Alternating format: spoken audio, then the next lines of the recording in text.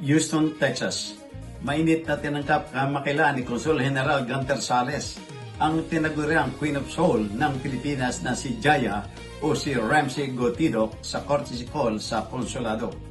Si Jaya, nakilala sa kanyang madamdaming boses sa likod ng mga tanyag na OPM Classics, ay itinuturing na trailblazer sa industriya ng musika matapos maging isa sa mga unang Pilipinong mga awit na nakapasok sa US Billboard Hot 100. Kasalukuyan siyang naninirahan sa Houston at aktibong bahagi ng masiglang komunidad ng mga Pilipino sa Texas. Bukod sa pagbisita, sinamantala rin ng tanyag na diva ang pagkakataon upang magparehistro bilang overseas Filipino voter para sa nalalapit na 2028 Philippine National Elections. Ayon sa pahayag ng konsulado, ang ginawang hakbang ng aktres ay isang magandang ehemplo at paalala sa mga Pilipino sa buong mundo ng bawat boto at boses ay may malaking halaga sa kinabukasan ng bansa.